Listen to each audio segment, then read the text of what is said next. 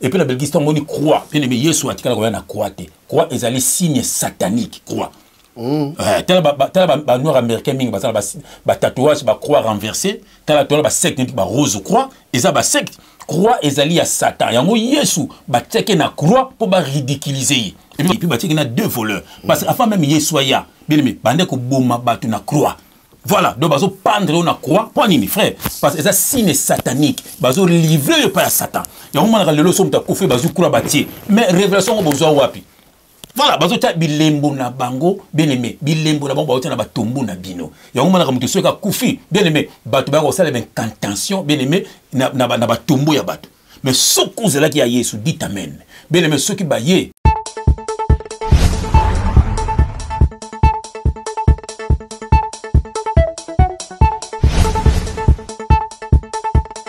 Père spirituel, parce qu'il est esprit.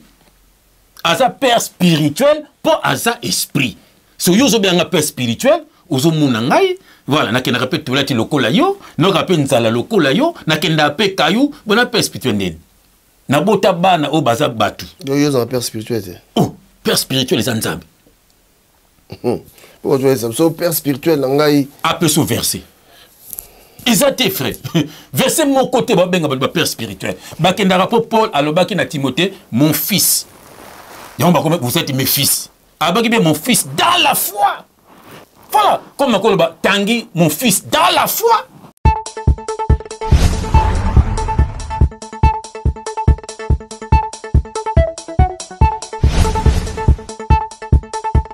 Monique est en train de signer, bien aimé, souki, coupe musozo tia, bien aimé, et ça coupe na bango. Bilamam so, bala beaucoup katabala de dingwe, et ali que ya dragon. Tant au tie moi na yango les dragons, bien aimé, au tie moi na dragon. Bien aimé, bako kote na bo mouina ye. Yango bana mona koli, akomi voyou, amu mela diamba, amu tia bato ba mbeli, au kataka ye dragon.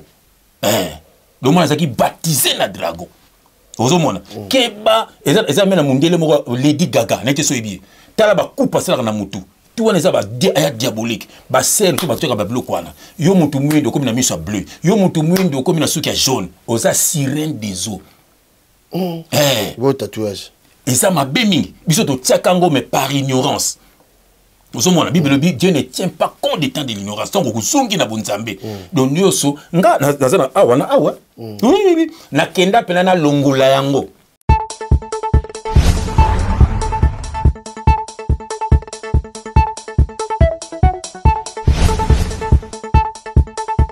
Bango batama na photo na bango Alexandroki bato église catholique na ba croix na ke kwa Marie n'a jamais été la maman de Jésus. Alléluia moto na nzambe a solo là Marie azalaki canal moko Yesu falaka leka po ya kobikisa bato pesa nga verset pesa biso verset Yesu abenga ki maman abenga femme voilà et ça canal Yesu falaka ya pour sauver mokili voilà bien Seigneur donc kombo e sauva que ça Yesu et ça église et ça limité et ça kombo ya Yesu soko kangame na Yesu. Bien aimé, c'est la relation personnelle na Yesu. Yangonde bonzambe. Bonzambe zali biblité. Bonzambe zali kotika mabe. Nzambe so pesi don le kola biso ya koteya et zali pe don. Voilà, yango apesi na don oyo don. Voilà bien aimé nzambe pambola bino moto na nzambe sololi bien aimé. Pamba te po biksa molimo no ko silikate. Soko siliki c'est que ça délivrance. Oh non. Tout le bel vie, il y a notre bien-aimé frère Papi Gen. Merci. Gene. Quelle grâce. Alléluia. Solo bella vie, solo bella vie. Tokitisa mitema, tobikisa baninga. Distraction leki makasi eye. Solo bella vie, solo bella vie. Tokitisa mitema, tobikisa baninga. Distraction leki makasi eye. Quelle grâce. Toko muke. Oui, Papi Gen, tout le bella vie. Tout le naka mini Papi Gen, tout le bella vie. Mbe ozui. Azalaka muninga na yote pe na kutikala ozala muninga na yote. Papi Gen tout le bela vie. À Cambonioso, na maboko ya Papi Gen tout le bela vie. Tout le bela vie Papi Gen. Émission kitoko oyo faut ko landaka pona ko pesa makambo. Yango to bisibino ki nazalaka muninga na ote. Na kotikala pe ko sala muninga no te. Pe to ko sala pe kopite. Yosafa quoi? Ngai as artiste. Donc voilà. Ça ne va pas non. Ngai chez Lamputu. Nazalaka muninga na yote.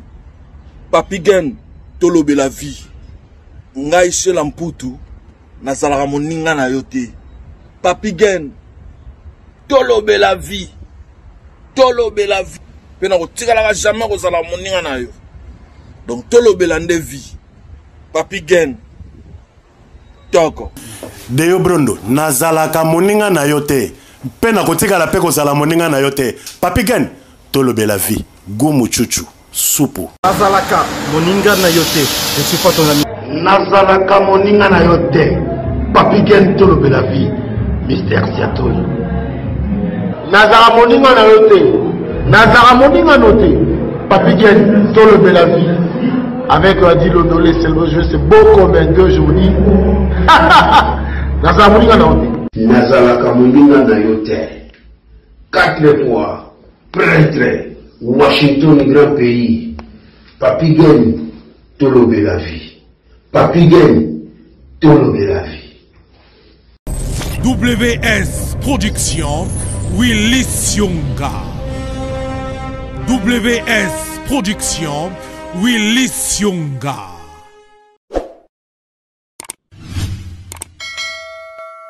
Chers amis, to Pesibino Mbote partout, Bolandaka Bisso à travers Tolobe la vie officielle.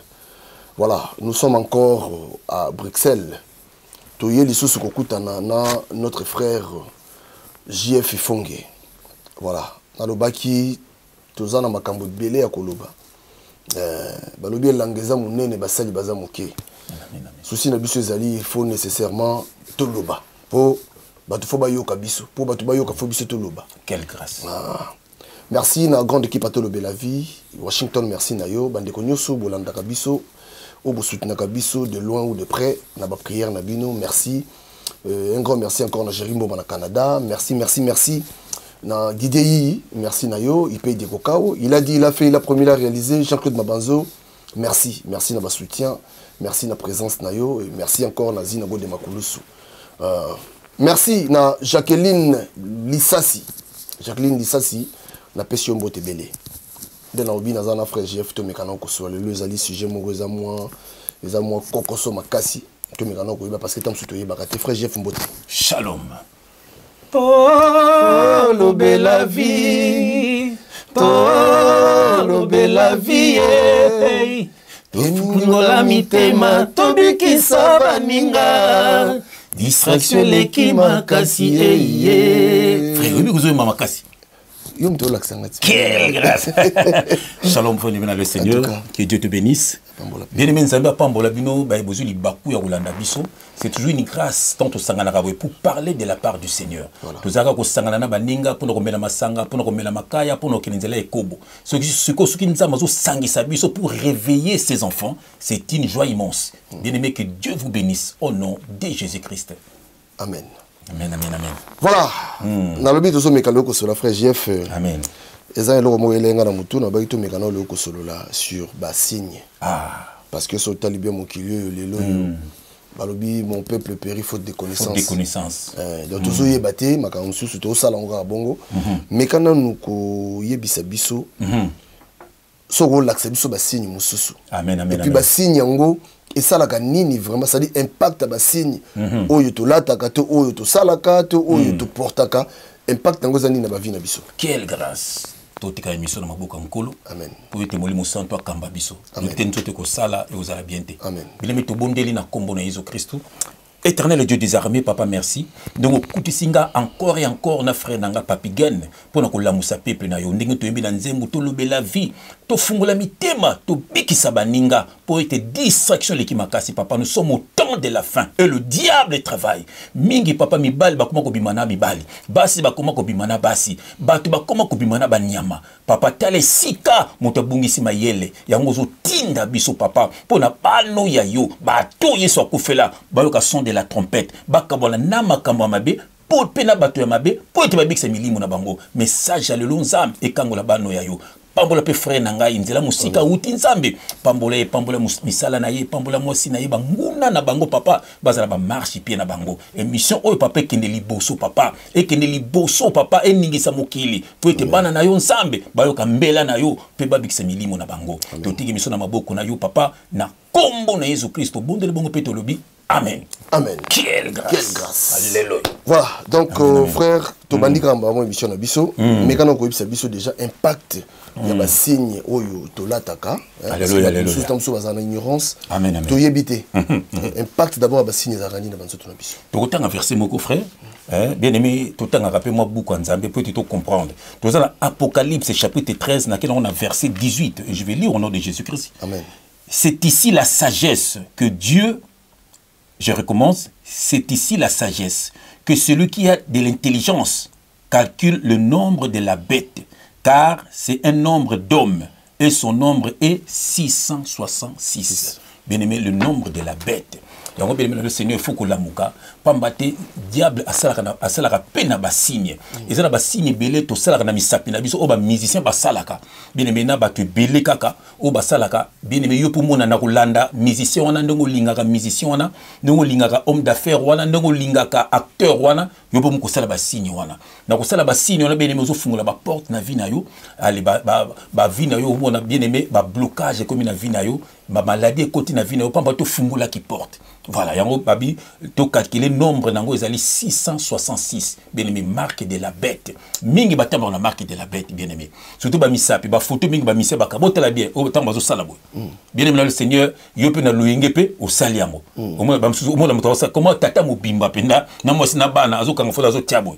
Ya yo pour landeli. Musu mo na tieboy, yo pour landeli. Musu mo na ata auto tiaka victoire oyo. So komaka kotaka na YouTube comment kaka victoire marque signe oyo au mona comment les marques de la bête signe du diable au mona moko ba signe oyo mona démon moko zawana bien aimé signe na tiaboy quand yo salon bo quand ta victoire eza victoire te eza ba corne voilà ya net ba tiaka boy net ba jouer ba mise ba joueur ba tiaka boy bien aimé za ba biloko mo ko sala ka ngote soko za mwana nzambe ozo mona mais soko za rempli du Saint-Esprit ba buso boy bien aimé ato sala ngo sala loko mo côté. Pambate, tu es rempli du Saint-Esprit. Et puis, na ko sala ngote pambate, et ça on a glorifié Satan. Na kombo na Jésus-Christ. Mais si ko yo muto ko yebane parce que moni ba musu baza pena ignorance hein. Voilà. Moni de le comment moi tam susu musicien mo sala ke loko mo boye. No lobi wana na mona ba photo mingi wana er mo mona soki boyer mo boyer mo siko donc basi ndenge basala mabe deux basala mabe pour bazana ignorance nous on pense que version on est dans Osée chapitre 4 verset 6 et ça que mon peuple est détruit faute de connaissance tant on a connaissance c'est-à-dire tout le monde a lelo ba soi-disant homme de Dieu bien aimé azoya baza ko te abino makambo il faut pas bater abino mona nzambe faut ko te aye repentance muta bongo la motema atika mabe po ta landa Yesu ce que muta bongo le motema te yozo na apocalypse zoya na banino bon avant muto ali ababile yiwana il faut muta tika nano mabe. Voilà, il faut que nous mouta yamba Yesu na bo moinaye, mouta komi mwana na nzambe. Voilà, après ce que moutou, arom kotambola na Yesu. Omoni Bible c'est ce que nous autres nous a tempelo ya Saint-Esprit. Nyonso Satan ko sala yo okukayote. Parce que là où il y a l'esprit de Dieu, Satan ko kokate. Mais tant que yo za na Yesu te, ozo place à Yesu pesa papa pasteur. Akoma ko lia bambungu na yo, bamsu ba kombo bimana mibali ba faux pasteur wana akoma bima pena mwasi na yo, akoma même bimana bana na yo, to ba écodime. Donc, on a besoin d'écodime, mon frère. Banana bazoko sabango, babimana bana wana. Ok. Mon écodime, oh tikaka bana, bana basa la côté kuna. Bazo, il y a un verset mon Jésus va laisser les enfants venir à moi. Bon sur verset balaxara bana. Ozo laisser les enfants venir à moi. Bana bateng si banango, allez pasteur, ba maman wana ou ba king la bana na ba secret na ba pasteur. Ozomona moko tam so côté si pas pasteur kuna, allez passer à kosaka na mona wana. Ozomona, ba saka mona wana, ne dis pas à tes parents, tu vas mourir. Tu n'inities pas nzambe un jour ko sel la nzambe. Et là ça ko na ba foot, ba bengo ba vendeur de quoi? Bazo teka ba illusion pa bana. bazo ko sama bana mike na biso tu vois Mbappé, je vais faire de toi un Mbappé. Je vais faire de toi un Ronaldo. Bana on a tala n'était celui Patrick Evra a témoigné ba robimana bana bazo ko bana ba parenté bazo ka buser na bana alenzo kande bazo so ba chance bana. Pour mon habika que non, comme Patrick Evra, comme Mbappé. Voilà. Il y a un moment où l'église, il y a un moment où le Seigneur, papa, maman, il y a un côté à banana yo. Nengen nzamba sala mokili na ye, moi na nom to côté ya yezali yo. Ce que mutu muso zote ya mona na yo, moi na akubanga mutu na ko leka yo. Ozomona. Voilà, faut papa liom to côté ya mona na yo ko bimakate. Yeba camarade ni autant na bango tsambela ka avant olala alors yo papa so na makambo na te ko transmettre nini na bana na yo. Voilà bien aimé le Seigneur. Ce que frère Babilambo to lataka ça ba signe pèse belé même na ba voiture to somba awa et tout mais na net Babilamba to lata so mo na nzamba lati lamba sombi lamba mo yo sombi na yo oyebi signification na ngote et ça peut impact mo ça la. Oui, ya on a autant verset mo zana tanga verset mo na zana Jean chapitre na Jean chapitre 8 na verset 44 yo lo notanga. Je le nom de Jésus-Christ. Vous avez pour père le diable. Et vous voulez accomplir les désirs de votre père. Il a été meurtrier dès le commencement. Et il ne se tient pas dans la vérité parce qu'il n'y a pas de vérité en lui. Lorsqu'il profère le mensonge, il parle de son propre fond, car il est menteur et le père du mensonge. Voilà, vous avez peur pour père le diable. Mutua lokuta. Ndoko lobita on solata babilamba ndeko nangai diable baza mutua lokuta. Zolanda makomba komi, zolanda ba fleur batie. Comment là ta elamba bati moi si moko beta moi si ngote. Voilà, on lati sirène des omoko. Moi c'est on peut oyebi été mais yo lati. Yana ba t-shirt bele moi tamsu batia lisu moko. Na mona batu bele batara chemise batika lisu moko. Lisu wana et ça Illuminati. Et ça troisième œil. Vous avez troisième œil, l'œil du diable. Au moment où on a film moi lisu moko. Voilà, il faut que keba kana biloko on attend yolti lisu wana bien aimé sans oyeba. Ozo ça la publicité na bango. Donc bango bazo mono na nzela bazo mono que oh mutu na biso nzo yo zano mutu na bango te. Voilà, bakolanda yo na ko telo témoignage moko un frère a témoigné ala ta t-shirt mo ba koma wa ebata bango ba comité ala t-shirt na sea abaki chemise abaki blouson na kisasa zo tambola amona ka jeep moko telemi. Oh, etelemi wana. OK oh na ke kota kitambo mata na tikalo.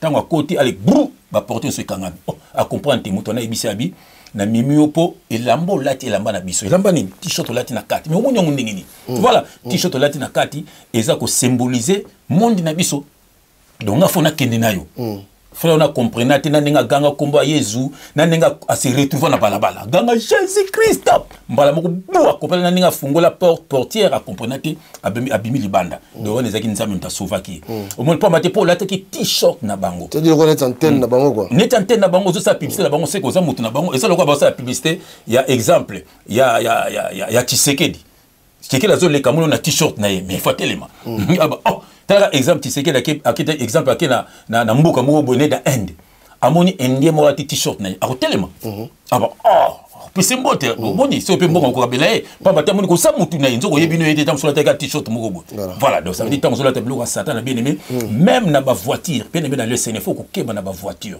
ba signe nyonso mona na ba voiture eza ba signe satanique net na Citroën au mona ba tia pyramide Mercedes pyramide Audi ba tia ba zéro boy tanga na carte eza 666 bien aimé onani Alfa Romeo ko ba tia na croix ya rouge ba tia na serpent bien aimé siko soko za mwana nzambe bilo ko ça impact mote na vie na yo.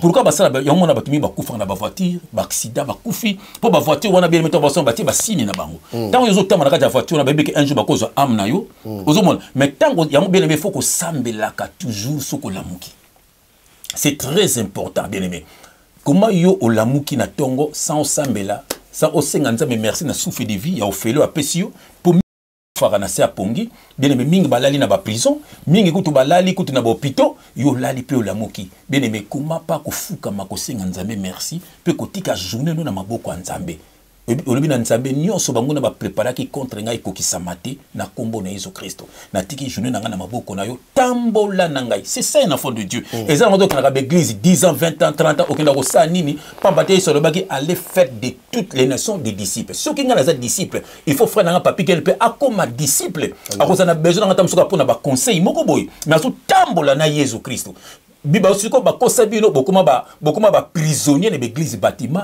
10 ans 20 ans 30 ans yeso baki bongwa nano koma disciple té Voilà. Donc, nous avons disciple, besoin des disciples et à tata pasteur. Nous avons, alors, on sait que nous avons dim, et là, que tu as fait que ça la mbongo te na Bible. Et ça qui est bilo kakulia. Nous avons, et puis, nous sommes symbolisés de Jésus-Christ. Parce que nous avons ça dim na ba veuve, na ba orphelin, et puis na ba étranger. Et là, il y a révélation.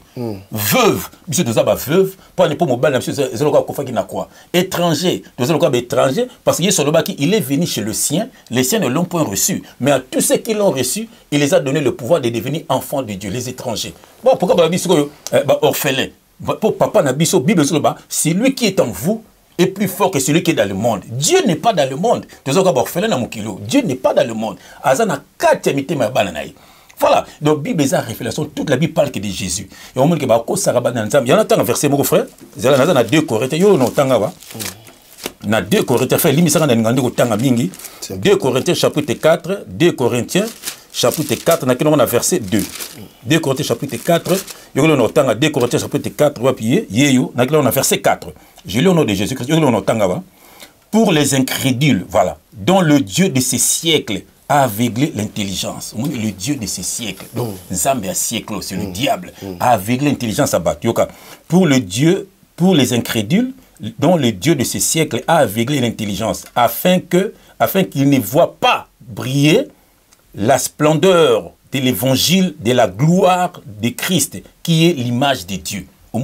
Donc, diable a kangi battu intelligence pour pas vivre gloire et évangile à Christ était. Évangile à Christ, frère, il a tout pris à la croix. Vous savez, Yesu albi a union son écoulou sur les dans la loi Moïse. Biso, nous sommes au temps de la grâce. Ce que Dieu te demande, mon frère, ma soeur, c'est la repentance. Que veut dire la repentance? Le retour vers Dieu, l'abandon du péché. Zongela nzambe. Bien aimé, nenga na lobaka. Bien aimé, ba yaka pa nzambe te. Ba zonga kande pa ya nzambe. Pour nzamba ebi bano yaye. Voilà. Botela bien histoire ya mono akima kindaka ba parents. Azalaki na ndako ba parents. Après akimi ndaka ba parents akekolanda bisengo mokili. Tanga moni bébé lié azongeli papa na ye, papa na ayambi pe asaleli fête. Et là bien mettons to zonga kana maboko nzambe, fête ezala makasi na lola. Ko kufa bongo te. Pamba te to yakine mission na sia mokili. Tala mission frère Papi Gene, yango azo sala mission na ye. Ngapno sala mission nga. Siko yo mission ozo sala ya nini?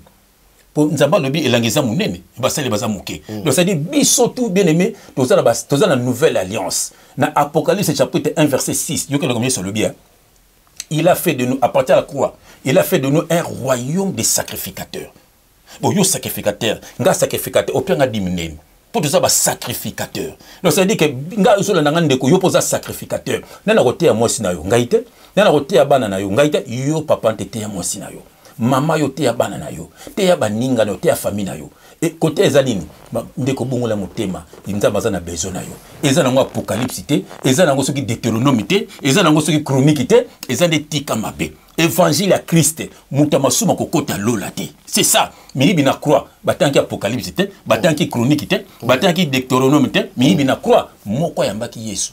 Abi ngana za reconnaître que yo za nzambe mususu aboya ki Yesu abini abilelo yo ngana yo tozabi na lola azoki batemo wapi akene ke église nani eza enseignement mobimba dezo la tseke ndeko soko yambi na bomo ina yo otiki mabe beneme otambola na kombo ya Yesu okokota lola banduki ba okoka yote ozomona ndoki akokote ezala bandoki ya famille ezala bandoki ya quartier ezala bandoki ya ba collègue beneme ezala bandoki ya monde physique et monde spirituel bakolonga yote pamba te oyamba Yesu na bomo ina yo frère avant tout na question yo ko lokotanga makama lobi merci verset mo kafu zalia ba kosa dans l'église bâtiment wana yo ko lokotanga nazana Jean yo ko lokotanga Jean chapitre 10 frère yoka na verset 27 je lis au nom de Jésus-Christ yoka Yesu zoba mes brebis entendent ma voix je les connais ayebi ba brebis na ye yoka je les connais et elles me suivent tolandaka batata pasteur et elles me suivent yoka je leur donne la vie éternelle et elles ne périront jamais et personne ne les ravira de ma main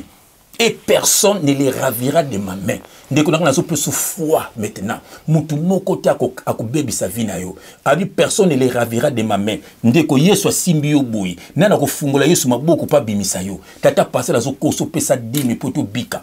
Papa passer zo kosa yo yaka na église po bika. Tata passer zo kosa yo yaka na baptême do po bika. Po bika bien-aimé, c'est le nom de Jésus-Christ qui sauve. Au verset balobi, abi personne ne les ravira de ma main. Jean chapitre 10 verset 27. Mutu ko longa yote. Sambelaka avant olala otiki pongi na maboko ya Yesu beleme ata basangani bakomona yo te sambelaka soko lamu ko tiki jino na maboko ya Nzambe nyonso ba préparer contre yo bakolonga yo te frère oyebike da ba magasin mususu mai omonaka ba travailler mai ba sukoli nango magasin ba sukoli nango bar ba sukoli nango ba biloko na bango ba commerce ba boaki mai tant yozo leka on onyati mai wana bien aimé ba zui chance na yo tant on s'appelle montali boso kotaki magasin wana to kotaki bar wana to kotaki boîte de nuit wana ba zui chance na yo mais soko otika ki chino na maboko ya Nzambe tango koti wana yeba ke o détruire biloko na bango ba mutu to ko ya wana donc biloko na bango se kufi nango voilà otiki chino na maboko ya Nzambe ba ko longa yo te beleme dia basalaka na ba signe ebele na kombo na Yesu siko soki mwana Nzambe alati loko wana lelo bi par l'ignorance mwana Nzambe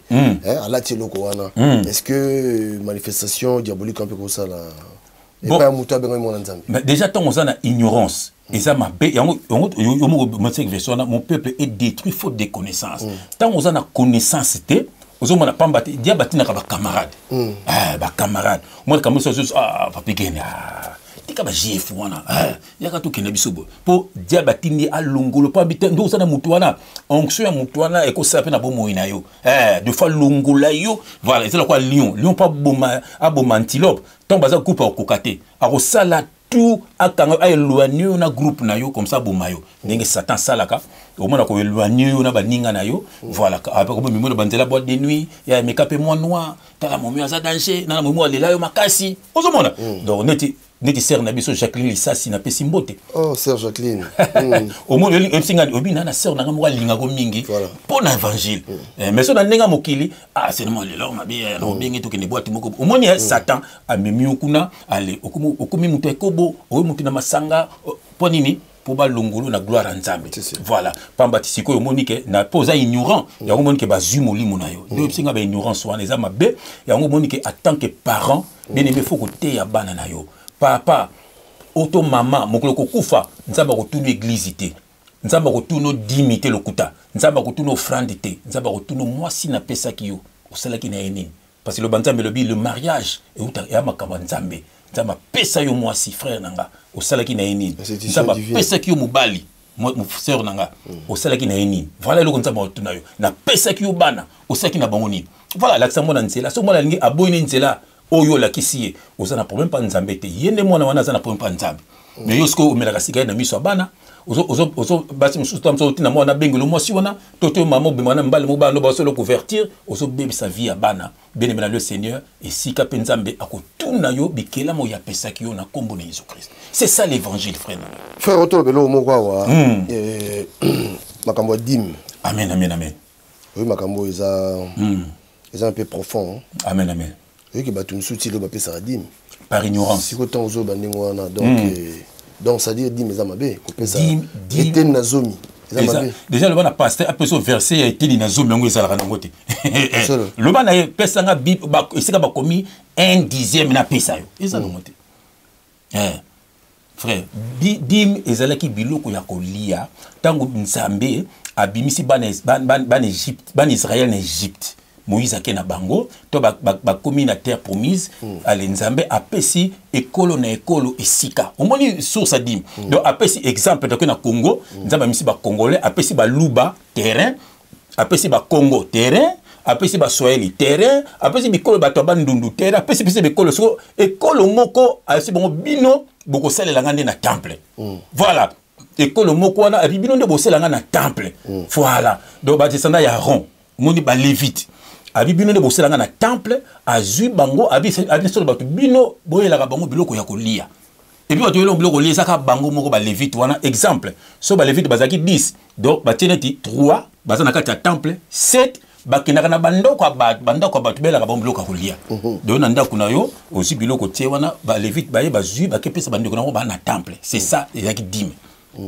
ndinza ba bengo nde kombo dime donc ça dire pesa kao salaire na yo kati opesi na bible ezate frère na lancer ba pasteur on a défi baya na verset wana baya nango ba falsifier parole de Dieu na bible ezate que salaire na yo longola disait que no opesi eza na ngote parce que so bon dans c'est que soyez mes imitateurs donc bozala ça dit bolanda lolengo ya ngai parce que lolengo ya ye mama dit mais donc et puis obi kolongola to ba accepter ce que c'est vraiment ba bakisa merci que Dieu te bénisse ozomona babaki yesu yoka yesu aki kolongola te aki pe kobakisa te mais kosani oyebi akosani aki kokokisa alobi yango abi je ne suis pas venu abolir la loi ni les prophètes mais je suis venu l'accomplir. Voilà. Yesu ayiko kokisa. Ça veut dire que nyonso eza na Yesu. Oza na Yesu akokisa makambo nyonso. C'est tout. Donc nazo la saba passer on a défi. Aya na verset ba lobi salaire na yo longola 1/10 yelanga. Isa na moti. Et puis na kopelate ndenge batengela ka batongo. Frère la Bible tala. Bible est divisée en deux parties. Yango. Tala ndeko na ngai. Tala. Ancien Testament. Oui, et puis na communauté ndenge batu kotisa bango na piège moko boye ba discuter ka pe pona ngo yoka tala ndeko nanga ta yango yango donc ils ont bien divisé en deux parties pamba te tant o ezalaka te tant ba Moïse bazo tambola est-ce nouvelle alliance ezalaki te nouveau testament ezalaki te ezalaki na ngote siko na ndenga révélation nyonso ezali awa ezalaki mabombami awa yango Jésus a dit kombo na vérité donc vérité oyo yango yo nouvelle alliance na ko peso exemple moko tant bazo buma aucun na temple bazo buma nyama pour ba sopelo makila ba sauver yo nyama wana bande ko l'accenter Jésus Christ révélation ya nyama wana yango ne Yesu qui na croix yango Jean-Baptiste alobaki voici l'agneau de Dieu qui ôte les péchés du monde donc nyama bande ko buma wana yona nde Yesu voilà. Si vous avez un pasteur, pourquoi dans l'église, dans le bâtiment, vous avez un donc, vous avez une contradiction. Personne ne comprend qu'il y a un Jésus. Voilà.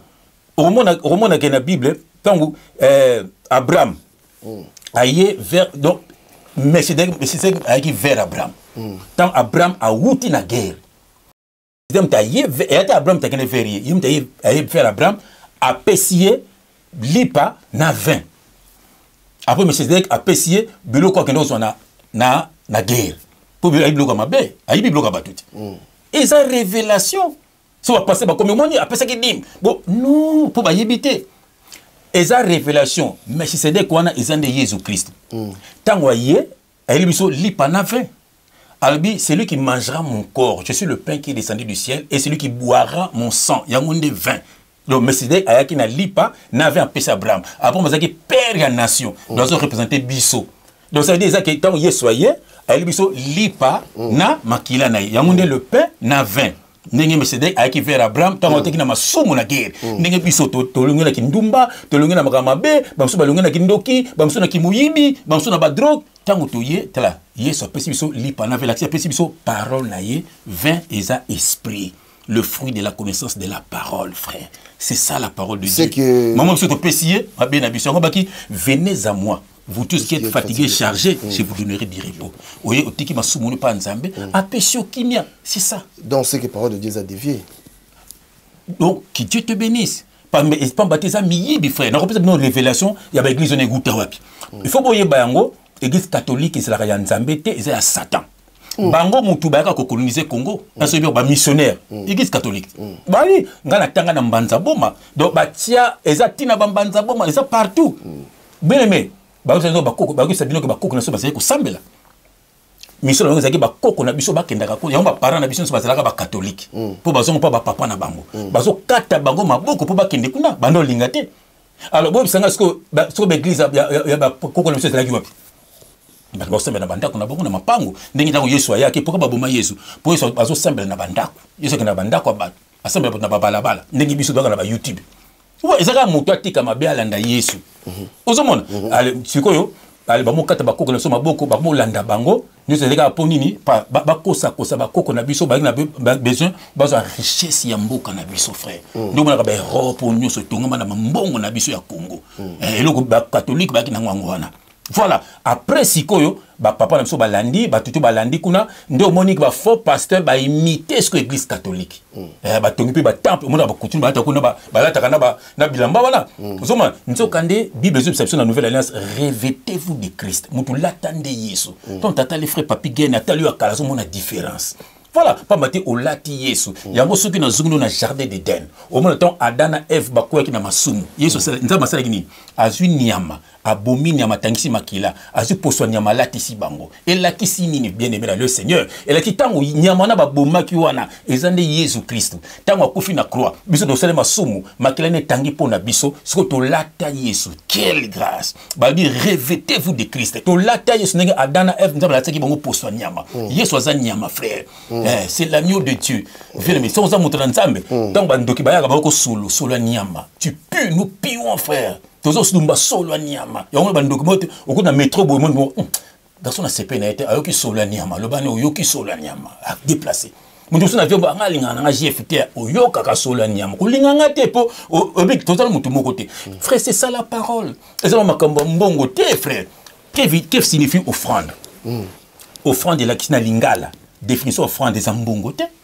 est-ce offrande la kisimbo non offrande la kisi eloko ya tinate na lingala babengi yango mbeka ndenge nzambe akomaki offrande po ya kozwa biso donc alongoli ki yaza nzambe akomi mutu omoni akomi offrande il s'est fait offrande pour venir nous chercher so azo senga na biso po zonga na maboko na zonga pe offrande mais sikoyo bato ezalaka moyeka ntango bi offrande oyo inspiré lo mo mpona mona ngo na baeglise ebele naomona ngo mingi nde na Kinshasa nakenda pena baeglise mingi te nayebi te alors okay, nango te frère alors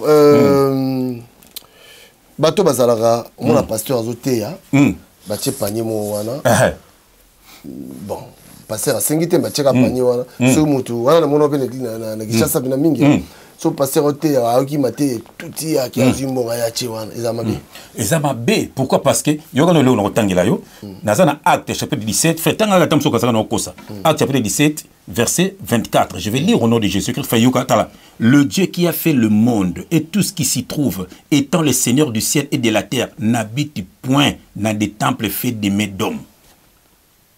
Toujours continue yoka il n'est point servi par de mains humaines comme s'il avait besoin de quoi que ce soit. Bandoki autanga moti.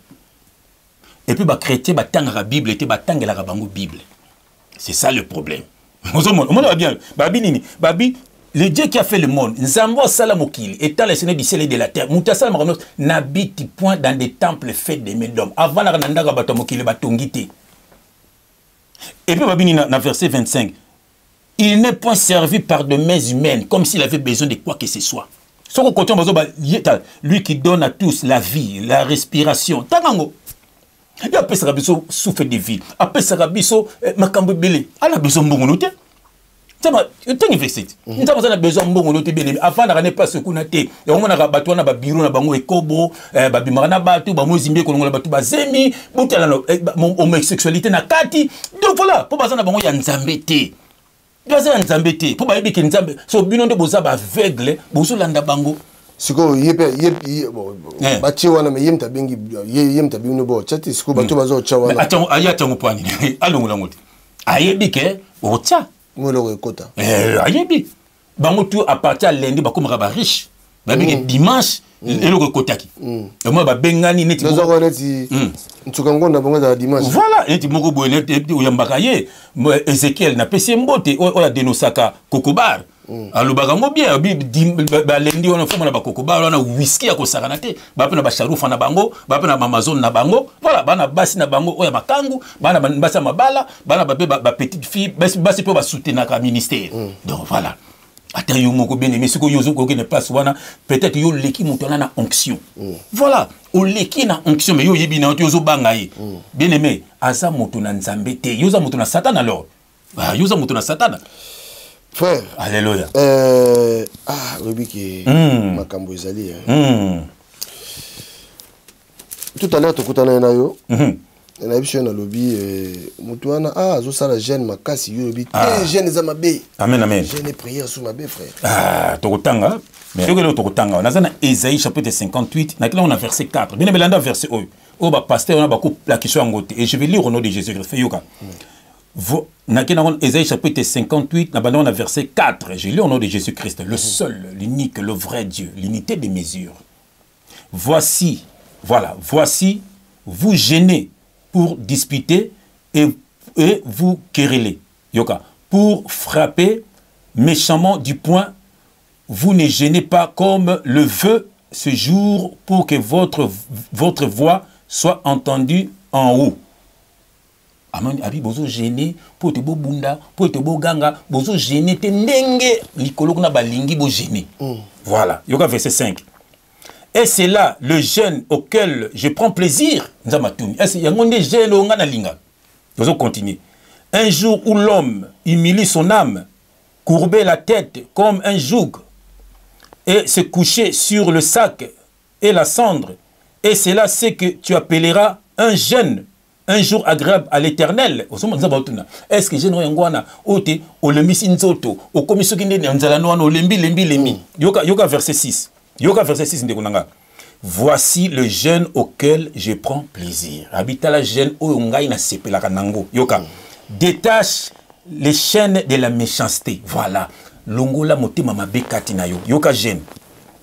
Dénoue les liens de servitude, dénoués, de fungola, les liens de servitude. Ninengo, osa servitude ya nini? Ya masanga, ya ekobo, ya makaya, ya kindoki, babi fungola. Voilà, tika yango. Renvoie libre les opprimés, ba opprimés, ba to kanga na motema, ba to yina. Voilà, fungola motema na yo. Voilà. Voilà. Et que l'on rompe toute espèce de joug. Partage ton pain avec celui qui a faim. Sunga baninga. Moninga na pas sungaye. Moninga za nzala pese ata enero ya pamba. Voilà.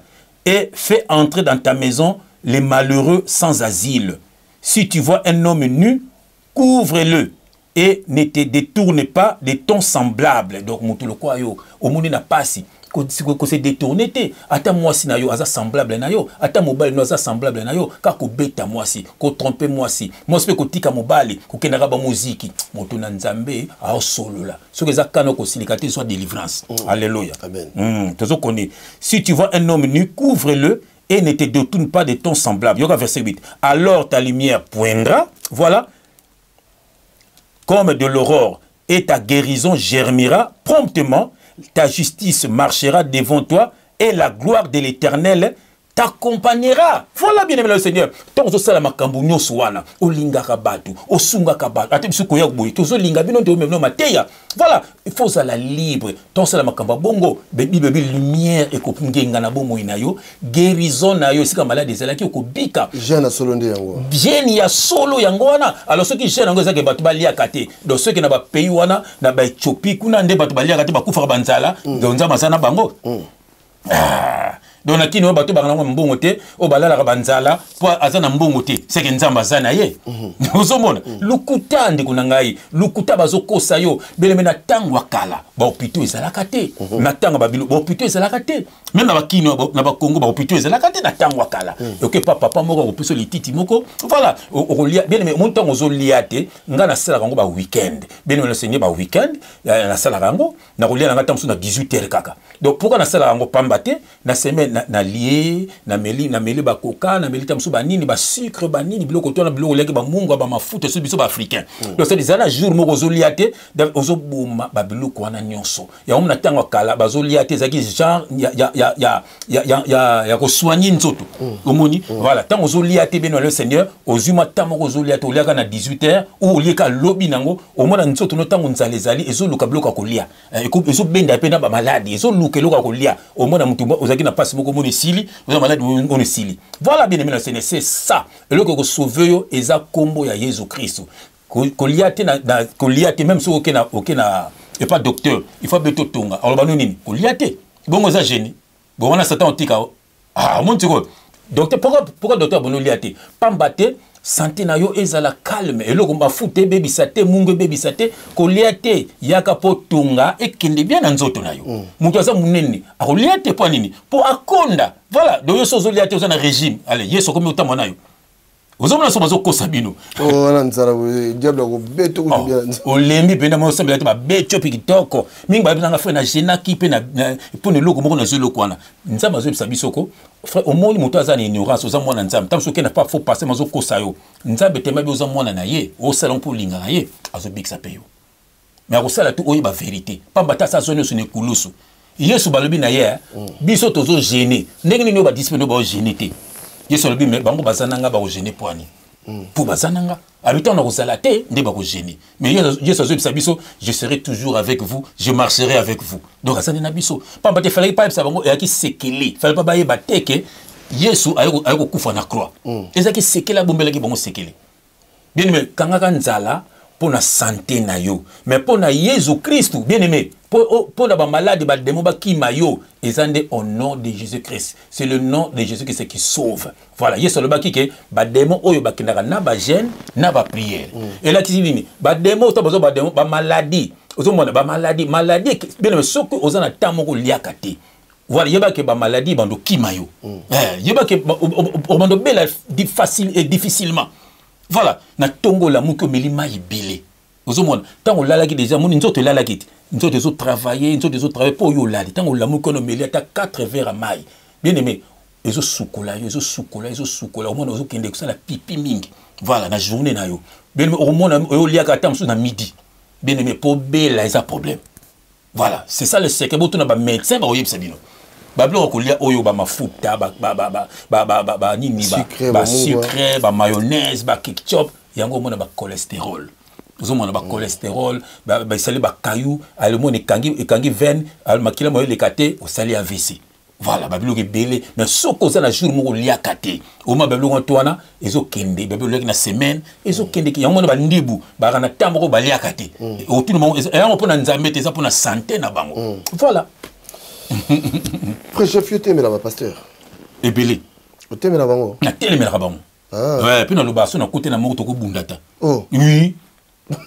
Oui, na le bango. Ah bon? Oui, oui, na tela moko bazara na Paris, wana ba soki kokobar, azala soki maître, soki mutamakasi, na bandal, nga na zela na kutane na obetai. Oh. Ben na obete pena na. On est parce que ça. Ah bon ça ba na nzambe, c'est un faux serviteur de Dieu, frère Pierre a katam tulitoi. Yeso c'était au kotalo la tete. Yeso bego sala asala ngo nae. Bato na bazo baby sa makama nzambe, so ba petit loka ba Moïse mbi. Kolongola basi bazemi, ba petit loka ba Mike Kalambai, ya movaza. Et puis ayi pas comme kosa bato ba koseleke makamba zawadi. Ya nani? Ya movaza. Oto vaseline. Ta nenga sakani na penyel. C'est pas un homme de Dieu. Fanatique à Fali, à Binarabilo à Fali. Nako yema comme tout, c'est Fali pour pas. Ok, Fali, c'est mon petit à moi, frère. N'a pas au commissaire été parce que ça aura l'équipe n'a pas sur Salamabe, n'a pas sur Salamabe. Fali mon passe à Zabi que on a vu nanga. Voilà. Aux hommes, n'a pas au commissaire na TVT. So ça m'a fait fondre le balita le bana bana oh panangabo. C'est honteux. Yolo no tanga. Azola nangai. Yolo no tanga. Lazana Matthieu chapitre 24 verset 24. Yogelo no tanga frère. Matthieu 24 chapitre yoka na tia kutuma couleur. Je au nom de Jésus-Christ. Matthieu chapitre 24 verset 24. Je frère car je lis au nom de Jésus-Christ. Car il s'élèvera des faux Christ et des faux prophètes. Ils feront des grands prodiges yoka et des miracles au point de séduire s'il était possible même les élus. Yoka au verset 25. Voici je vous l'ai annoncé d'avance. Donc Yesu abi asa Yesu biso déjà d'avance. Ozo mon frère, donc Yesu asa biso biso d'avance que bakuya basé na bango ya yete. Alors vous les reconnaîtrez à leurs fruits. Comment yo ba concert payant. Yo boza mon nzambe. Bon ben instrument baloa ngote. Nana tindi. So nana tindi. Et c'est ça le problème. Elle s'en a pas nzamba tindi. Frère nzambe soit tindi yo. Nous c'est en a pété. Toujours c'est ça batou. D'ici 4 matins, vous avez un tata oyo, vous avez un yembi. Sauf que vous avez un passe na nini, ngala passe na nini. Vous avez un matin, vous frère na biso ange putu, to sona ange putu. Donc na kimia, to continue na kimia, frère na kimia, to sali clip na kimia. Frère tina no mat 1000 mon frère, je veux na mbongo te na otswana mama. Vous avez nzamba za wana te. Bible biboya, c'est la bénédiction de l'Éternel qui enrichit. Et il ne fait suivre d'aucun chagrin. Ce que l'autre ça fait, mon bakakba, tika, au sang soutien zambazate. T'as nourri na pété. Tout le monde, so mon logo nzambe, car tout le monde concert payant. So aïe bananani, yemor le yona mbuta, frère mbuta un impudique. Oh. Oui bien moté. Frère mbuta mbuta. Et tu comme makala mingi tawa. Au moi si moi so babimana wana. Ou atam sera ba contre molema. Non, autant la moté. Oh, et ningi c'est mabe. Et ningi c'est mabe. Tu t'imagines que fait un bout à ça la raté, soit disant bah foutre les gendako na neni na oyo Kazafuati. Azumon. En tout cas. Ce que Casa foi, tu vois, un faux serviteur de Dieu. Comment les sonne? Casa foi. Casa foi. Casa Suini non. C'est comme un Kimingai. Lisma Satana. Moi, c'est mobile Lisma Satana. Blaise ma Satana. Pour Manzambite ma Satana. Tout mon image, bah ok, bah là tu vas Louis Vuitton, na moi c'est na olata ngote. Na copié cette révélation à Louis Vuitton, diabolique. Bah signe wana. Versace frère, Versace. A kufa bien kufa ndeni. Azalaki homosexuel. Abimarana docteur, abimarana petit moroboy. Petit on a ngina ko koute na docteur on a beta bango masasi. Pam pam, yema mi bomi. Et puis Versace, avant Koufa, à Lubaga, Versace a tongé la ba noirté. Oui, bien monté. Alors à l'époque, Eminem va boire à Versace. Dans les États-Unis, tout, Eddie Murphy, va boire à Versace. Bah oui, à Lubango. Mais frère, déjà tête, il y a Versace. Déjà tête, moro, n'a pas nyoka, n'a belé. Babé ango Medusa, Demoana, comment na Google Romona, Azam Moutou, ce que tête n'a pas nyoka. Donc voilà, donc on a que ce que Congolais. Et on tourne à Congolais, mon frère. Et on tourne la vie. Donc, bah, côté na makambo, bah, papa, wemba, ya ba nyarko sa bilamba, et que bah, comment bah, homosexuel, pas bah, côté na secte samba yeba.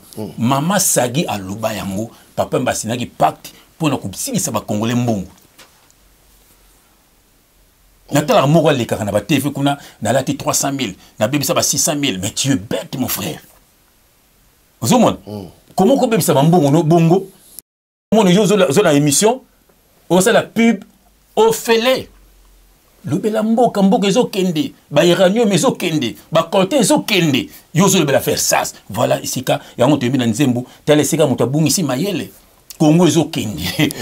Na est qu'on a si bazui. Kalate, ko kama, ba kozona, ba kishasa, ba matadi, wana, tozo la kulamuka. Ozo mona, ezo kende nango. Mais Congolais, ça a distraction.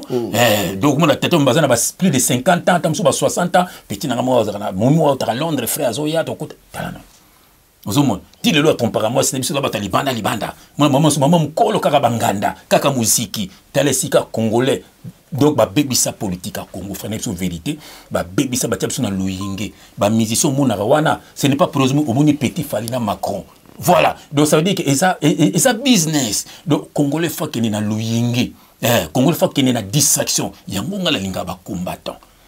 Après si les unes ont c'est la émission mingi bah c'est les unes bah tout mon frère bah icône de bamwana bah petit wana na ko azali kinanga bah likinanga donc bango bah o mususu churambuma bah boketu bah iso frère bah babe masombo bah kulut nanga bah Gérard moko po yamba yeboe kulut nanga mona poto akala yamba kayepe Chélie Awendo. Bah, Chélie Awendo. Wana ba binga na César bana mike.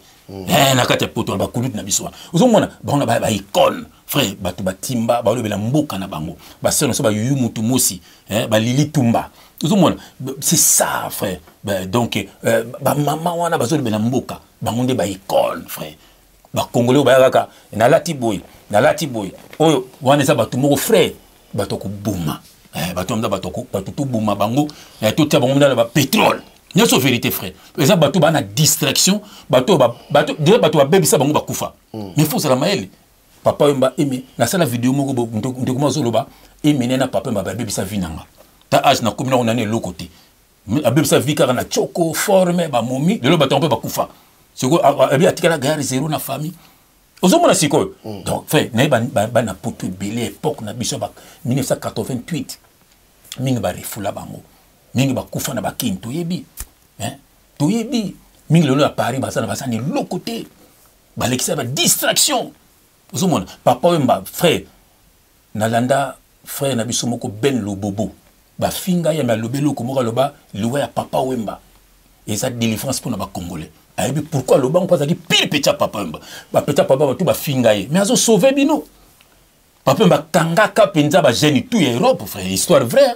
atangaka bango ozomona donc comment et qui soit na Belgique on a ba ninga na ngafo ba buka ba magasin ba zoki pour abimisa ba pièce pour papa mbaye galerie comme chauffeur na fait papa mba soki na Londres mais tout na mingani ozomona le chef coutumier mobo na Paris nga na moni soka ye petit pa ba divi afandi na wana fo muna batu ne ba kotonda oyini lamba oyina mbongo mais frère c'est quoi ça omona mnaki no mutu pe nako ozo ke no pesa ba mbongo wani a rien bato bando sala te kaka ba drogue yonga na sepelaka mingi na lobobo oui bien très bien non lamba ete na mona lamba iko frère parce que azaka na message bato bakombinaka message na ete boma be po akombina yango mpe na mama bilamba nalingaka te ntango bamama bilamba yaza sumuta bilamba te parce que yazo sauve bato bokende misala bosala berero biso tosalaki te eza message mpenza bango zéro fainéant voilà maintenant que na mama bilamba ne place abungaka lisusu satan zo récupérer et même tozo sauver bato zo zonga na bilamba omoni frère chef poto ça sikoyo yebisa bato nini bato ba retenir une émission osali bato ba bima na l'église yoka lo totanga frère yoka lo na kotanga biso totangaka naza na 2 Corinthiens chapitre 6 yoka lo na kotanga na banoko na verset 14 bien melanda lecture et je lis au nom de Jésus-Christ fait yoka ne vous mettez pas avec les infidèles sous un joug étranger car quel rapport y a-t-il entre la justice et l'iniquité ou qu'y a-t-il de commun entre la lumière et les ténèbres yoka quel accord y a-t-il entre Christ et Bélial donc démon ou quelle part a le fidèle avec l'infidèle? Yoka verset 16. Quel rapport y a-t-il entre les temples de Dieu et les idoles? Temple de Dieu, bien-aimé, Ezali-yo. Ne savez-vous pas que vous êtes le temple de Dieu et que l'Esprit de Dieu habite en vous? Na tangwa kala na loi, mouli manza bezaki na temple. Et puis temple c'est divisé en 3 parties. Lieu saint, parvis, lieu saint, lieu très saint. Mouli manza bezaki na lieu très saint. Na nouvelle alliance, tant yesolbaki tout est accompli. Bien-aimé na croix. Temple rideau n'est pas souka qui ebando ko kabola. Et là c'est que les temples n'existent plus. Temple c'est ce que yo. Ozo mona moli manza me vande kati na yo mba bia rapport les alines entre temple dina ba idole, idolâtrie zali église na biso. Tala wana cher. Tala et puis la belgique ton moni croix. Bien aimé Yesu atikala ko na croix te. Croix ezali signe satanique croix. Tala ba noir américain mingi ba tatouage ba croix renversée. Tala tola ba secte ba rose croix, eza ba secte. Croix ezali à Satan. Yango Yesu bateke na croix pour ba ridiculiser. Et puis bateke na 2 voleurs parce que avant même Yesu ya bien aimé bande ko boma batu na croix. Voilà, donc bazo pendre na croix pour nini frère parce que ça signe satanique. Bazo livrer par Satan. Yango mona lelo so mta kofe bazo croix bati. Mais révélation ko bozo wapi? Voilà, bazo ta bilembo na bango, bien aimé, bilembo na bango na batombo na bino. Yango mona mutu soka kufi, bien aimé, batu bango sala ben cantation, bien aimé, na batombo ya batu. Mais ce cause là qui a Yesu dit amen. Bien aimé ceux qui baye ba kokati bilo bango kufa. Yango moni baye ba tombo ni na kosala sacrifice. Voilà, pomba te wala mutu na nzambe. Ba royeba, pomba te tombo na yo bien aimé so kufi na Yesu, et ça sécurisé, bien aimé. Ba ange bazana ba batelango. Timiko Yesu oya azu molimo na yo. Voilà, toujours connaît verset na biso. Yoka. Quel rapport y a-t-il entre les temples de Dieu et les idoles? Idolâtrie zali et comment nzambe na yo. Voilà. N'est papa mano bao formateur des idoles. C'est diabolique. Donc azo formé ba diable. Voilà, Bible c'est un peu que c'est ba idolâtrie mais azo formateur des idoles. Donc idolâtrie ça ce que loko oyo ezo lekela yo ezu place à Yesu na bo moina yo. Les idolâtres n'hériteront pas le royaume des cieux. Voilà, yoka to connaît. Car yoka bien aimé babini car nous sommes les temples de Dieu. Biso ne toza temple nzambe. Et ça banda ko anate. Yoka, comme Dieu l'a dit, yoka, j'habiterai et je marcherai au milieu d'eux. Ozo mona, c'est bon qu'on kono ozalate, nde ba ogene mais albinin. J'habiterai et je marcherai, voilà, au milieu d'eux. Je serai leur Dieu et ils seront mon peuple. Yoka, yoka place makambe bibia. Yoka, c'est pourquoi sortez du milieu d'eux. Omoniango. Séparez-vous du... Séparez-vous, dit le Seigneur. Ne touchez pas ce qui est impur et je vous accueillerai. Yoka, je serai pour vous un père. Le père spirituel, c'est Dieu. Et on va avoir père spirituel parce qu'il est esprit. Asa père spirituel, pas asa esprit. So yozo bien un père spirituel, ozo munangai. Voilà, na kenda répète tout là ti lokola yo, no rappelle nzala lokola yo, na kenda pe kayu, bona père spirituel nen. Nabota bana o baza batu. Yo yo za père spirituel. Oh, père spirituel les nzambe. Pourquoi tu veux ça? So père spirituel ngai appelle ce verset. Ils ont tes frères. Verset mon côté ba benga ba père spirituel. Ba kenda rapport Paul alobaki na Timothée, mon fils. Yamba comme vous êtes mes fils. Abaki be mon fils dans la foi. Voilà, comme Makoloba Tangi mon fils dans la foi. Voilà. Frère Tanguy Banga, la pression de Tébélé. Tanks Banks. On a pile petit véné. Quelle grâce. Quelle grâce. Moi, la ma tête. Frère Lima Mongala. Ça, c'est mon ami. Frère, au monde, donc ça veut dire que parce qu'il est esprit, frère, mon toi Théo, frère, j'ai mis mon ange devant toi pour ton salut. Donc, à ça, ange, voilà. Et nous sommes tous, nous comme ça, que le bâton y est, ce que vous avez, danger, vous êtes tous des frères. Donc, frère, tout ça, nous sommes tous des frères. Si vous êtes pasteur, apôtre, et ça, don katina biso. Bible étant descendu dans les profondeurs, étant monté dans les hauteurs, il a amené des captifs. Donc, il a dit, tant il y a Koufaki, tant il y a donc à Sekuna Biso, a mis des captifs. Captifs, il a dit, Moutoua Kangama qui na drogue, Moutoua Kangama qui ndumba, Moutoua Kangama qui na kindoki, Moutoua Kangama qui na mama B, donc il y a à Sekuna Biso. Et Bible il a fait des dons aux hommes. Les autres comme pasteur, et ça va don. Voilà. Tant il y a mis benga comme nous, oh, ngana pasteur, et ça sous don, c'est comme titre. Ils ont don. Et là, c'est une frère. Moi, on a balabala, au théâtre. On est amis. Nous avons évangélisé. Donc, l'évangélisation, quand il y a. Maintenant, on va dire qu'on a un frère, on a un télémouan. Et mes amis, pasteur. Donc, ça veut dire que, voilà, on cadre les bateaux. C'est ça. Frère, et ça, on a le baraté. Apôtre, les 12 apôtres.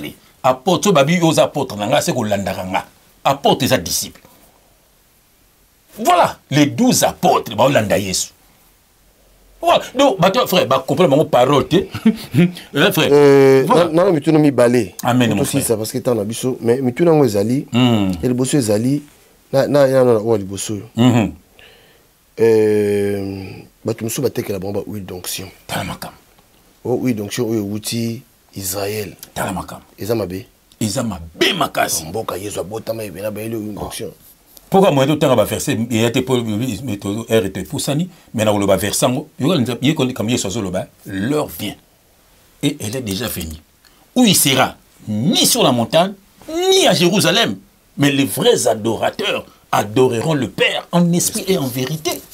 Abi ni à Jérusalem pas à Jérusalem pour temple les kuna ni sur la montagne pas ni parce que au moins les femmes samaritaines tant que pas Yesu Yesu sengi mai moi ça mais bino ba juif na biso to kana kate biso comme Saranzambe le kolangomba bino comme Saranzambe à Jérusalem Yesu bini l'heure vient et elle est déjà l'heure on les andeye pas OK na croix abi où il sera ni sur la montagne donc comme ça Saranzambe kunate ni à Jérusalem bo so na Jérusalem on a té na l'église bâtiment on a té voilà voilà oui d'onction le kuta les vrais adorateurs frères Abaxi adoreront le Père en esprit ouais le Père hein, le Père spirituel en esprit et en vérité Abaxi et c'est cela les adorateurs que le Père demande. Donc ça dit ngap na Yesu, ezate pour na église, ezate pour na dim. Ba mso akangama na Yesu pour akena ke église, amona ngo ndaza sauver. Ndi apesa ka dim. Donc zo mala biloko etangi yango wana. Donc ça veut dire que azana Yesu te. Biloko etangi na Yesu ngwana. Ezala kwa na libala moko, mosa akangama na mbandeka mbala sombela ke ba mèche, asombela ke voiture, eza libala te. Moko le kozala te a oboya yo. Donc neti bango,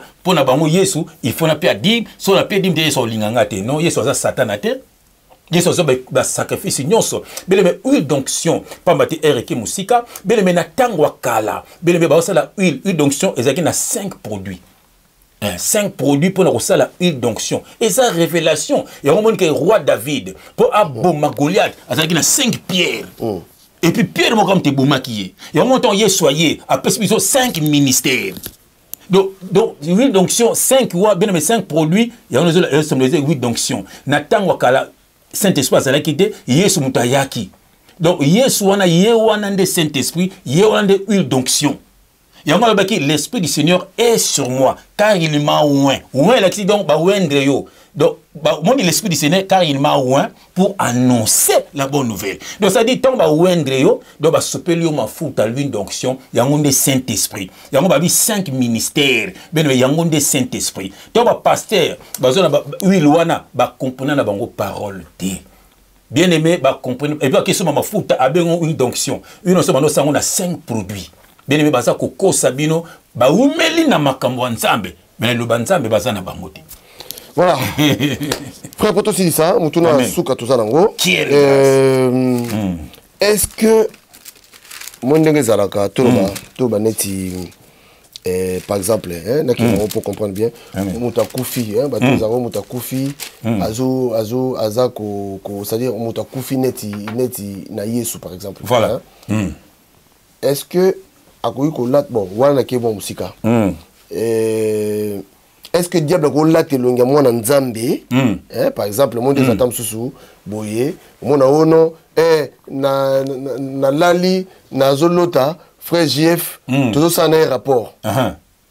Est-ce que diable ko late longa mwana nzambe pour ça? Jamais. Jamais.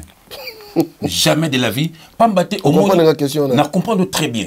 Pambate au moni soki au soko tangi Bible ko mona Yesu. Azo bisa Pierre. Abi Satan te réclame. Pierre Kouta bine logo mote.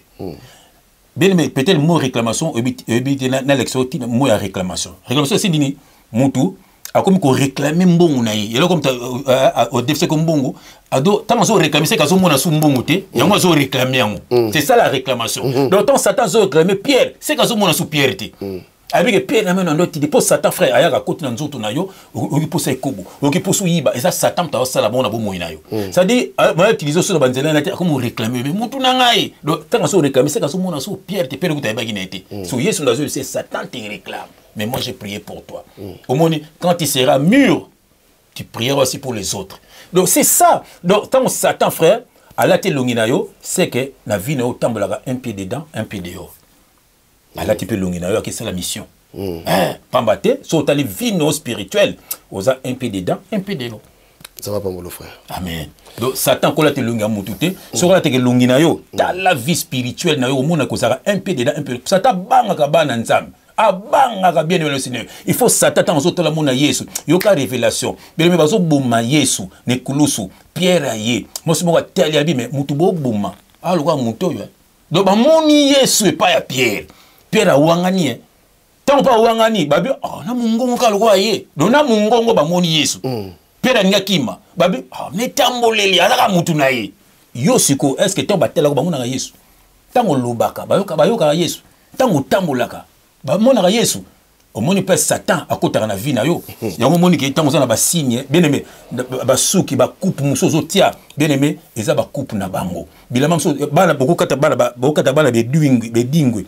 Et ali que ya dragon. Tant au témoin na yango les dragons bien aimé. Au témoin na dragon bien aimé bako kote na bo muina ye. Yango bana mona koli a komi voyou a mumela diamba a motia bato ba mbeli au kataka ye dragon. Le monde qui baptisé na dragon. Ozomona keba eza mena mundele moko Lady Gaga nete so ebi. Tala ba coupe ça na mutu. Tout est diabolique. Ba serre tout bato ka bleu kwana. Yo mutu mwindo comme na miso bleu. Yo mutu mwindo comme na suki jaune. Oza sirène des eaux. Beau tatouage. Et ça m'a bémi. Biso to tiakango mais par ignorance. Nous sommes la Bible dit Dieu ne tient pas compte des temps de l'ignorance. Donc ku sungi na bonzambe. Donc nyoso nga na awa. Oui. Na kenda pena na longola yango. Na lala bonzambe ala isinga lobi. Dieu ne tient pas compte de l'ignorance. Na celle qui ont avant. Vous avez tant que kufa nzoto yo, ya onte tokena ngolola e pola. Et comme immeuble bankusu, feti ya banzinzi. Moli monde ko kende. Mais yo siko za na bonzambe ko tia tatouage, c'est que Satan. Omoni. Donc biloko celle qui avant. Yo fait ça. Yo pour le bi pardon, na verset nango. Il y en a la verset dans voilà 2 Corinthiens chapitre 5 verset 17. Je lis au nom de Jésus Christ. Amen. Si quelqu'un est en Christ, il est une nouvelle création. Les créations, créature, la création est la différence. Voilà. Création et la recréer, resali, voilà, une nouvelle création. Yoka, les choses anciennes sont passées. Voici toutes les choses sont devenues nouvelles. Donc ça dit nyo so yo komi asika. Donc tout ça sous comme tout ça qui kalate. Donc tout le monde va passer bazaka na ba kobo, bana banini, bazana ba nzambe. Bobo sala ils ne sont pas de Dieu. Voilà. Ce que c'est la tatouage, non, mokili. Yeba ok. Nous avons mo na ngo susuti. Donc oso komi aye, et ça ce qu'on a makela ma Jésus Christ, ko gêner no kutu na ngote, bela combien no pas c'était moko kufa. Nzoto feta banzinzi, immeuble bankusu.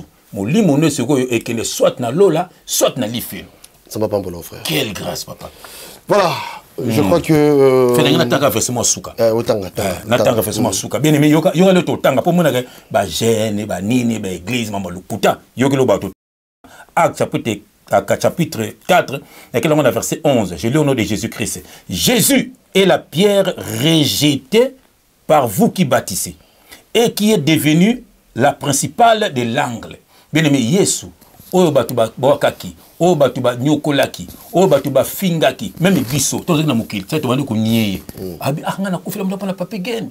Akuma basimi bele misa de mine, akuma bela diamba. Akuma homosexuel, yon rejeté. Mais yogas Bible so bani. Verset 12. Il n'y a de salut en aucun autre. Voilà, car il n'y a sous le ciel aucun autre nom qui a été donné parmi les hommes par lesquels nous devions être sauvés. Balabi donc salut et ça na kombo mosusuté na komba tata pasteur te misu batama na ba photo ba pasteur neti ado yube tala photo andoki wana mele sabado ba pétrole bien aimé au mona bango batama na ba photo na bango Alexandoki bato église catholique na ba croix na ke kwa Marie n'a jamais été la maman de Jésus. Alléluia moto na nzambe a solo là Marie azalaki canal moko Yesu falaka leka po ko bikisa bato pesa nga verset pesa biso verset Yesu benga ki maman a benga femme. Voilà et ça canal Yesu falaka ya pour sauver mokili. Voilà bien Seigneur donc combo est sauver que ça Yesu et ça églisité et ça limité et ça combo ya Yesu soko kangame na Yesu. Bien aimé, c'est la relation personnelle na Yesu. Yangonde bonzambe. Bonzambe zali biblité. Bonzambe zali kotika mabe. Nzambe so pesi o don lokola biso ya koteya ezali pe don. Voilà, yango apesi na don, don oyo don. Voilà bien aimé nzambe pambola bino moto na nzambe asololi bien aimé. Pamba te po bikisa molimo no ko silikate. Soko siliki c'est que ça délivrance. Au nom de Jésus-Christ. Voilà, merci. Je crois que Balobi, mon peuple périt faute de connaissances. Alléluia. Je crois que Toza obligé à Gouluka Koyeba. Amen, amen, amen. Bakambo, Tokamina au moins trop. Merci encore, mon frère Jeff Ifongue. Prochainement. Alléluia. Toso là sur l'impact. Il y a musique. Oh, il y a un studio parce que il y a Zali Moko, Nzambe a tiré et Kuna. Quelle grâce. Prochainement, Toso là sur Yango. Amen, amen. D'ici là, portez-vous bien, restez connectés sur Tolo Bela Vie officielle. Binonio surtout au Bolanda Kabiso. N'oubliez pas de partager cette émission. Ceux qui ont abonné à Bissoté, il est grand temps de s'abonner. Vous aurez raté. Vous aurez raté. Quelle grâce. Il a promis, il a fait. Il a dit, il a fait. Il a promis, il a réalisé. Ça, c'est beau. Jean-Claude Mabanzo. Voilà, Jean-Claude Mabanzo de Pessimbote. Mais le frère Jeff a Pessimbote. Il a promis, il a fait. Il a réalisé. Il a dit, il a fait. Merci. Voilà. Yeswa, Tolo Bela Vie. Ciao. Eh. Oh, on a bombe. Si on a bombi, ma question, on se suppose. Ah oui, bah tout ninga décor à Zawa Piboé. Ah, décor à Swami na site Kitoko.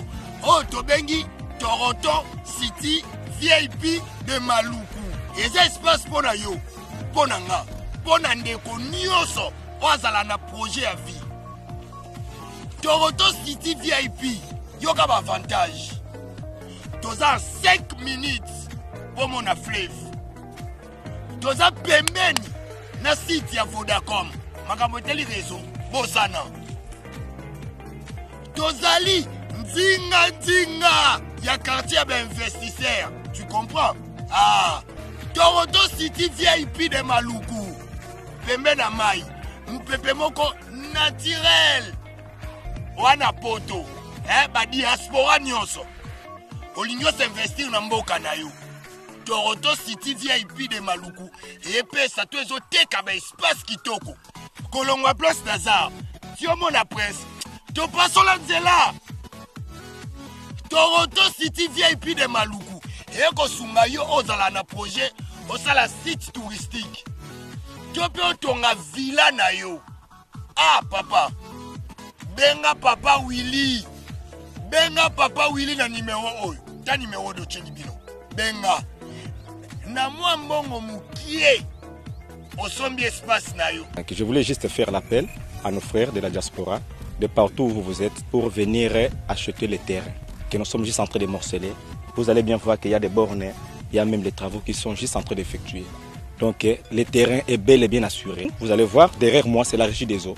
De l'autre côté, c'est le société Vodacom. Et devant moi, c'est juste World Vision. Là où Vision Mondiale sont juste en train aussi à un projet de construire les maisons pour ces travailleurs. Donc voilà, nous sommes ici à Maluku. C'est déjà un endroit habitable. Les quartiers, comme vous allez voir de l'autre côté, c'est déjà habitable. Il y a déjà les gens et c'est non loin parmi les autres cités que vous connaissez déjà. Merci Papa Willy. Tokobenga Poto Somba, Totonga Nekolo. Na Toronto City, VIP de Malou. Depuis plusieurs mois, la vidéo a pris une place importante dans notre vie personnelle et professionnelle. C'est pourquoi nous vous proposons une solution professionnelle pour filmer, enregistrer et retransmettre en direct vos événements. DSP Studio anime, sonorise, filme, éclaire tous vos événements, mariage, anniversaire, baptême, clip vidéo, conférence. Choisissez l'assurance d'une ambiance garantie grâce à plus de 18 ans d'expérience. DSP Studio réalise vos vidéos d'entreprise, photos professionnelles, assure la promotion de vos produits. Pour que votre événement soit une réussite, contactez dès maintenant DSP Studio au 06 29 87 98 40 ou au 07 83 21 21 67. DSP Studio, duo ingénieur Steve Malungwene et Papi Gene Tolo Belavi.